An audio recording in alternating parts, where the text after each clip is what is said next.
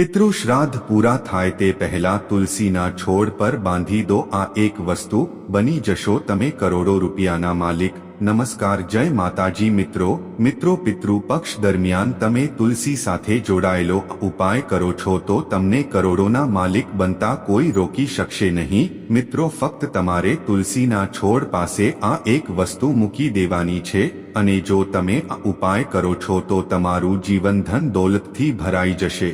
તમારા ઘરમાં જે પણ પૈસા સંબંધિત સમસ્યા છે કે પછી આર્થિક તંગી છે કે પછી તમારા ઘરમાં ધન આવતું નથી, તો મિત્રો આ બધી જ સમસ્યાઓનો અંત તમે તુલસીના ઉપાયને કરશો તો તમારા ઘરમાં એટલા પૈસા આવશે કે તમારી 7 પેઢી સુધી ખૂટશે નહીં। મિત્રો, જો તમારા ઘરમાં પૈસાની ખૂબ જ તંગી છે કે પછી તમે પિતૃ દોષથી પીડાઓ છો કે પછી તમારા જીવનમાં પિતૃદોષ નડતરરૂપ થાય છે અથવા તો તમારા બાળકો તમને ખૂબ જ પરેશાન કરે છે અને તમને દરેક કાર્યમાં નિષ્ફળતા મળે છે અને સફળતા મળવાનું નામ કે નિશાન જ નથી, અથવા તો જો તમે સંતાન માટે હંમેશા ચિંતા રહેતા હોય તો તમારે ઉપાય ખાસ કરીને કરવો જોઈએ। અને મિત્રો, જો તમે ઈચ્છો છો કે તમારા ધંધા, વેપાર, કાર્યક્ષેત્રમાં કે નોકરીમાં પ્રમોશન મળે તેમજ દિવસે ને દિવસે તમારી પ્રગતિ થાય અને જીવનમાં સફળતાના દરેક માર્ગો ખુલતા રહે,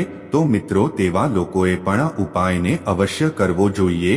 મિત્રો, આપણા પિતૃ જ છે જે આપણને જીવનમાં ઘણું બધું સરળતાથી આપી શકે છે અને જો આપણા પિતૃ જ નારાજ હોય તો ઘરમાં કષ્ટો આવે છે, બીમારીઓ આવે છે અને ઘરના સભ્યોમાં ઝઘડા ક્લેશ વધી જાય છે અને અવારનવાર ઝઘડાઓ થતા રહે છે અને અવારનવાર ઘરના દરેક સભ્યો દુખી રહે છે અને ઘરમાં થોડા પણ પૈસા ટકતા નથી કે પૈસાને કમાવા સરળ પણ રહેતા નથી।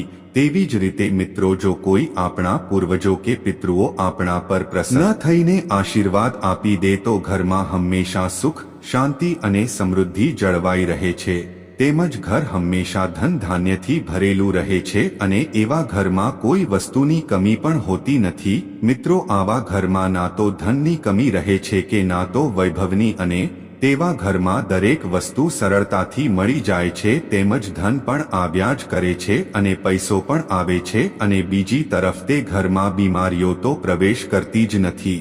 મિત્રો, તે ઘરમાં અકસ્માતો પણ થતા હોતા નથી। એટલે મિત્રો, જ્યાં પિતૃઓના આશીર્વાદ બની રહે છે તે ઘરનું વાતાવરણ હંમેશા સુખમય હોય છે।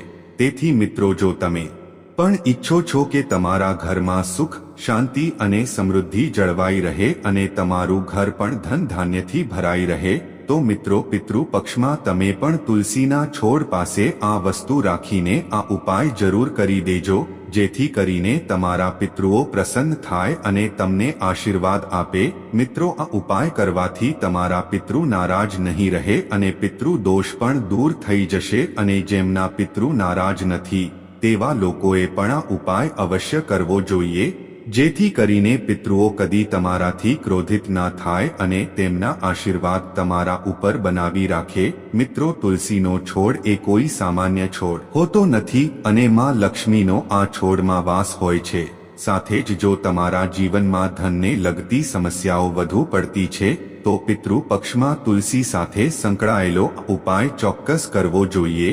આ માટે મિત્રો, આપણે સૌથી પહેલા એ જાણવું પડે છે કે કોઈના ઘરમાં જો પિતૃદોષ હોય અથવા તો પિતૃ નારાજ હોય તો એ વાતની ખબર કેવી રીતે પડે। મિત્રો, જો તમારા ઘરની અંદર જે લાઇટ ગોળો હોય છે તેનો પ્રકાશ ધીમો પડી જાય છે કે આ બલ્બ બંધ ચાલુ થાય છે અથવા તમારા ઘરમાં પીપળાનું નાનું વૃક્ષ ઉગી આવી રહ્યું છે કે પછી ઘણીવાર અમુક ઘરમાં પીપળનું વૃક્ષ ઉગી જાય છે, તો સમજો કે તેવા ઘરમાં પિતૃદોષ છે। આ સાથે જ જો તમારા ઘરમાં આકસ્મિક અકસ્માતો સર્જાય અથવા ઘરના પૈસા દવાખાનામાં જઈ રહ્યા હોય કે કોઈ વ્યક્તિ દવાઓ લીધા પછી પણ સાજું ના થઈ રહ્યું હોય તો કે પછી ઘરમાં સંતાન સંબંધિત દુઃખ છે કે કોઈ વ્યક્તિને સંતાન પ્રાપ્તિનું સુખ નથી મળી રહ્યું, તો આ બધા લક્ષણો એ દર્શાવે છે કે તમારા પિતૃઓ ક્યાંક ને ક્યાંક તો તમારાથી નારાજ છે જ અને તમને પિતૃદોષની સમસ્યા પણ હોઈ શકે છે। તેથી મિત્રો, જો તમારે પિતૃઓને મનાવવા હોય તો ઉપાય અવશ્ય કરવો જોઈએ, અને જો પિતૃઓ રાજી થઈને આશીર્વાદ આપે છે તો એવા ઘરને ક્યારે કોઈ પણ પ્રકારનું દુઃખ વેઠવાનો વારો આવતો નથી કે તેમને કોઈ કષ્ટ કે પીડા સહન કરવી પણ પડતી હોતી નથી. મિત્રો, જે લોકો તેમના પિતૃઓને પ્રસન્ન રાખે છે તેઓના જીવનનો માત્ર સુખ જ સુખ હોય છે. તેમજ મિત્રો, ઘણા લોકો તેમના પિતૃઓને પ્રસન્ન કરવા માટે ઉપાય તો કરતા હોય છે, પરંતુ અમુક લોકોને આ બાબતની જાણકારી હોતી નથી અને તેઓ પિતૃઓને પ્રસન્ન કરવા માટે કોઈ ઉપાય કરતા જ નથી, જેના કારણે તેઓ પોતાના જીવનમાં હંમેશા દુઃખી રહે છે અને સુખથી પણ વંચિત રહી જાય છે. તો મિત્રો, આવો જાણીએ કે તુલસી સાથે સંકળાયેલો ઉપાય તમારે કેવી રીતે કરવાનો છે તે વિશે. મિત્રો, આ ઉપાય તમારા જીવનમાં ધનને ઝડપથી લાવવાનું કામ કરે છે અને ઘરમાં સુખ સમૃદ્ધિ પણ વધે છે, કારણ કે મિત્રો, તુલસીનો છોડ માતા લક્ષ્મીનું સ્વરૂપ હોય છે અને આ વાત તમે સૌ જાણો છો. તેથી મિત્રો, તમારે એક વાટકીમાં થોડું ગંગાજળ લેવાનું છે અને આ ગંગાજળ તમે કોઈ પણ વાસણમાં લઈ શકો છો. તેમજ આ સિવાય તમારે બીજી એક અલગ વાટકી લઈને તુલસીના છોડ પાસે બેસી જવાનું છે. મિત્રો, પિતૃ પક્ષના કોઈ પણ દિવસે તમે આ ઉપાય કરી શકો છો, પણ માત્ર રવિવારના દિવસે આ ઉપાય કરવો નહીં, અને તે બાબતનું તમારે ખાસ ધ્યાન રાખવાનું છે, કારણ કે મિત્રો, રવિવારના દિવસે તુલસીના છોડને સ્પર્શ કરતા નથી. અને હવે જ્યારે તમે તુલસીના છોડ પાસે બેસી જશો ત્યારે તમારે શું કરવાનું છે કે તમારા હાથની હથેળી પર, તેમાં ખાસ કરીને ડાબા હાથની હથેળી પર ગંગાજળ લેવાનું અને પિતૃઓનું ધ્યાન કરવાનું છે. આ પછી મિત્રો, તમારે તમારા સ્વર્ગીય પિતૃઓનું સ્મરણ કરીને તેમની પાસે ક્ષમા યાચના માંગવાની છે કે તમારાથી જે કોઈ પણ ભૂલ થઈ છે તેના માટે તમારે માફી માંગવાની છે અને તમારા બધા પિતૃને યાદ કરવાના છે. તેમાં પણ જેમનું તમને નામ ખબર છે તેઓને પણ, અને નામ નથી પણ ખબર તે બધા જ પિતૃઓનું સ્મરણ કરીને તેમની પાસે ક્ષમા યાચના માંગવાની છે અને તેમનું સ્મરણ કરવાનું છે.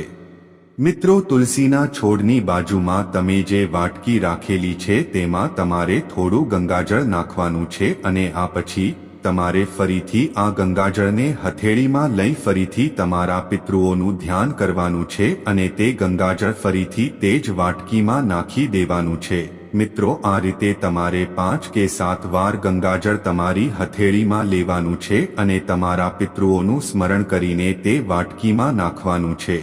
મિત્રો, એ પણ સાચું છે કે જ્યારે જ્યારે તમે હથેળીમાં જળ લેશો ત્યારે તમારે તમારા પિતૃઓનું સ્મરણ કરવું પડશે અને તે જ વાટકીમાં જળને નાખવાનું છે. જ્યારે તમે જળ નાખો છો તો ગંગાજળ સાથે પિતૃને યાદ કરશો જ કરશો, ત્યારે સાથે જ તમારે બાબા વિશ્વનાથનું નામ પણ જરૂરથી લેવાનું છે. અને યાદ રાખજો કે તમે જો 7 વખત જળ નાખો છો તો 7 વખત બાબા વિશ્વનાથનું નામ લેવાનું છે, અને જો તમે 5 વખત જળ નાખો છો તો 5 વખત તેમનું નામ લેવાનું છે. મિત્રો, એનાથી કોઈ ફરક પડતો નથી કે તમે 7 જ વાર જળ નાખો, પણ ધ્યાન રાખો કે તમે 5 વખત પણ નાખી શકો છો. કેટલીક વાર ઘણા ઘરોમાં ગંગાજળ ઉપલબ્ધ હોતું નથી, તો તેવા સમયે તમારે શું કરવાનું છે કે જ્યારે તમે ગંગાજળ વાટકીમાં ભેગું કરો છો તે પછી તમારે તે ગંગાજળ લેવાનું અને પછી આ જ ગંગાજળને તમારા આખા ઘરમાં છંટકાવ કરી દેવાનો છે. મિત્રો, આ ગંગાજળનો ઘરના તમામ ખૂણાઓમાં અને દરેક રૂમમાં, એટલે કે ઘરમાં દરેક જગ્યાએ છંટકાવ કરવાનો છે. મિત્રો, આ ઉપાય કરવાથી પિતૃઓ પ્રસન્ન થાય છે અને જે પિતૃ નારાજ હતા તે ખુશ થાય છે અને ઘરમાંથી નકારાત્મક શક્તિઓ અને નકારાત્મક ઉર્જા દૂર થાય છે. કોઈ પણ નકારાત્મક શક્તિ જો તમારા ઘરમાં હશે તો તેનો અંત આવી જશે અને ખરાબ શક્તિઓ પણ ઘરમાં પ્રવેશતી નથી અને ઘરમાંથી ધન સંબંધિત દરેક સમસ્યાઓ દૂર થઈ જાય છે. મિત્રો, આ ઉપાયને કર્યા પછી તમારે સમજી લેવાનું છે કે આ ઉપાય કરવાથી તમારા ઘરમાં ધનનો વરસાદ થવા લાગશે અને તમારા પિતૃઓના તમને તમારા જીવનમાં એટલા બધા આશીર્વાદ મળશે કે જીવનમાં ક્યારે કોઈ વસ્તુની કમી રહેશે નહીં. મિત્રો, તમે તમારા જીવનમાં જે કંઈ પણ ઈચ્છો છો તે તમને આ ઉપાય કર્યા પછી મળવાનું શરૂ થઈ જાય છે. તેથી જ આ ઉપાય તમે પિતૃ પક્ષમાં જરૂરથી કરો. મિત્રો, તમારા ઘરમાં હંમેશા ધનની વર્ષા થશે અને ધન સંપત્તિને લગતી તમામ સમસ્યાઓ માટે ક્યારે તમારે જીવનમાં પરેશાન થવું નહીં પડે. મિત્રો, આ ખૂબ જ ઉત્તમ અને અચૂક ઉપાય છે જે તમારે પિતૃ પક્ષમાં કોઈ પણ દિવસે કરવો જોઈએ, પરંતુ ખાસ ધ્યાન રાખવું કે રવિવારના દિવસને છોડી પિતૃ પક્ષના કોઈ પણ દિવસે તમે આ ઉપાય કરી શકો છો.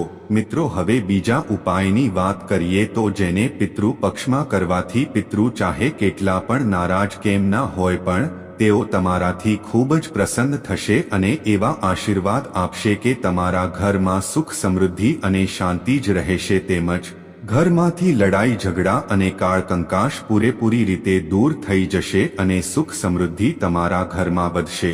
આ માટે તમારે અહીં એક એવો દીપક લેવાનો છે અને આ દીપકને તમારે ચતુર્મુખી તૈયાર કરવાનો છે, એટલે કે જેમાં 4 દિવેટ મૂકી શકાય તેવો દીપક પ્રગટાવવાનો છે.